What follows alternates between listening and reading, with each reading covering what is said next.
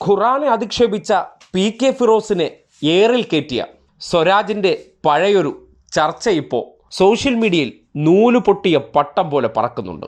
മലപ്പുറത്തെ ലീഗിൻ്റെ രാഷ്ട്രീയ പ്രതിയോഗിയായിട്ടുള്ള KT ജലീലിനെ ഇല്ലായ്മ ചെയ്യാൻ, അധിക്ഷേപിക്കാൻ, ഇല്ലാത്ത സ്വർണ്ണക്കടത്ത് ആരോപണത്തിൽ പേര് വലിച്ചിഴച്ച് ഖുറാൻ്റെ മറവിലും ഈന്തപ്പഴ കുരുവിൻ്റെ മറവിലും സ്വർണം കടത്തി എന്ന പേരിൽ മുസ്ലിങ്ങളുടെ വിശുദ്ധ ഗ്രന്ഥത്തെ ആക്ഷേപിക്കാൻ PK ഫിറോസും ലീഗിൻ്റെ നേതാക്കന്മാരെല്ലാം മുൻപന്തിയിൽ നിരന്നു നിന്ന സന്ദർഭം. അതും സംഘപരിവാർ സൃഷ്ടിച്ച കള്ളക്കഥയെ മുൻനിർത്തി.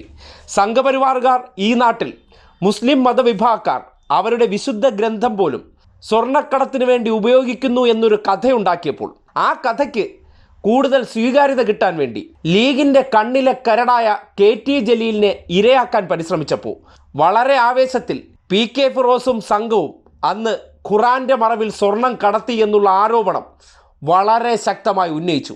ആ സന്ദർഭത്തിൽ മനോരമ ചാനൽ ചർച്ചയിലിരുന്ന് ഖുറാനെ അനുകൂലിച്ചുകൊണ്ട് സ്വരാജ് കൊടുത്തൊരു മറുപടിയുണ്ട്. മതഗ്രന്ഥങ്ങളെ സംബന്ധിച്ചും വിശ്വാസത്തെ സംബന്ധിച്ചും ചോദ്യങ്ങൾ ഉയർന്നു വരുന്ന ഘട്ടത്തിൽ ആ വിഷയത്തിൽ കൃത്യവും വ്യക്തവുമായ നിലപാട് സ്വീകരിച്ച പാരമ്പര്യമാണ് ഞങ്ങൾക്കുള്ളത്.